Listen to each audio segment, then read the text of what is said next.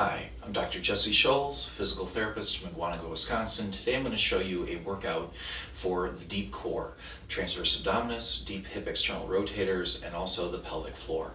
So first off, I would highly recommend with these exercises that you check with your physical therapist, chiropractor, athletic trainer, doctor to make sure that these exercises are right for you, because there are a few contraindications to do them. But detail for this is really important. The devil's in the details, they say. So breathing's really important. I'll talk to you about that during this, and also giving yourself rest breaks if you can't complete the full set. But it does take some time to re-educate these muscles together, not just get them strong. But if you keep up with this workout, you should hopefully get the results that you're looking for. So we're going to do 4 exercises, and I'm not going to do a full round of each one, but we'll go through each one thoroughly. So what we're going to start with is an inner thigh circle. So to do this, you're going to lie on your side, and if you need a support for your neck, you can use a pillow or two, otherwise you can just use your hand. You're going to lie straight like this, and you're going to lift up both legs. You're going to try to keep your bottom leg in line with your hip, and you're going to do a circle about the size of a basketball.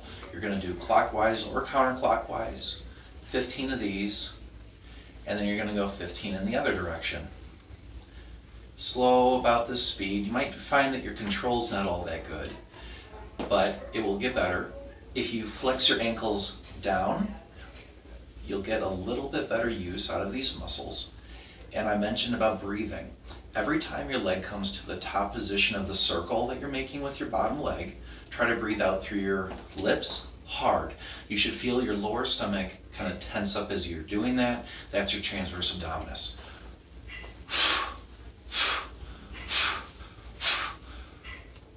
You should be making that noise every time when you do it.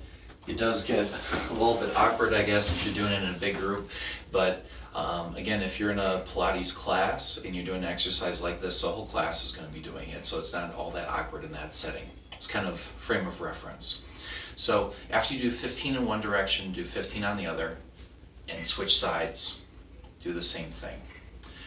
Now the next exercise we're going to do is the outer thigh circle. So for this, both ankles will be flexed down again, head supported. You're going to just lift up your top leg, keeping it in line with your hip, push down into the support surface with your bottom leg. And again, we're going to do those basketball-sized circles, breathing out hard every time we get to the top of that circle.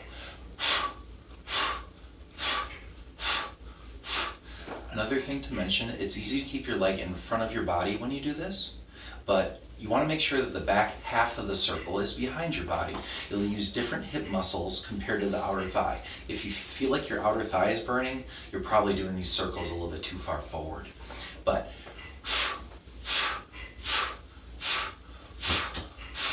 make sure to keep pushing down with the bottom leg. And then again, we do circles in both directions. Now, once you do 15 of one direction and 15 of the other direction, what you will then want to do is lift up your leg higher and repeat the same thing.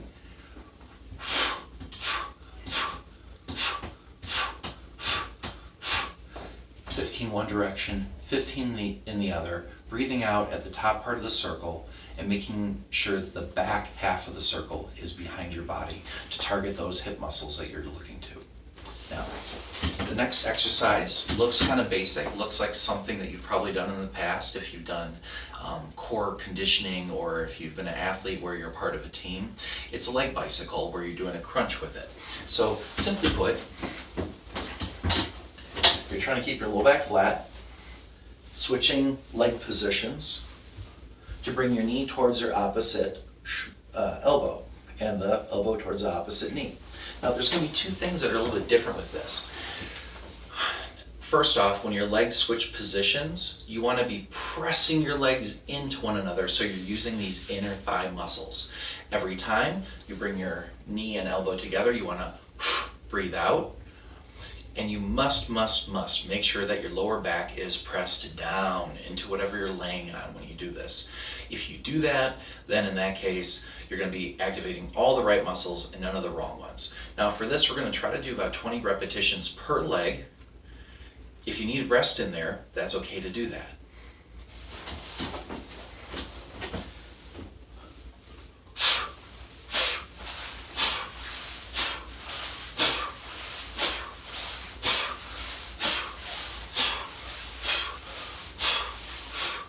So you could hopefully hear my legs rubbing together as I was doing this. But again, that's going to be crucial to make sure that you're using all these muscles together to hook into the pelvic floor and activate.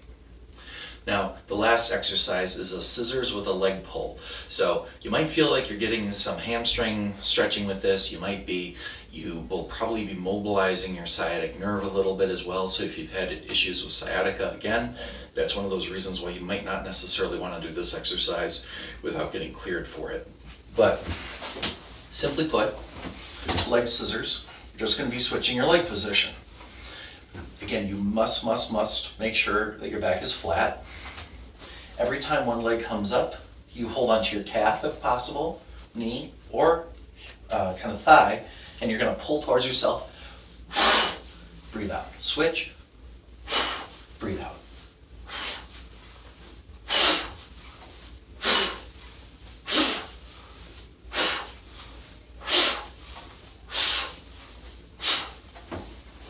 And we're going to do about 15 to 20 of those. And after you do that, I would recommend going through for a second round for all these exercises. If you do them every day, that will be beneficial for you, especially during the initial phases of learning how to put these muscles together. Then after that, you won't need to do it so often for best results. But thanks for watching. Hope you learned something.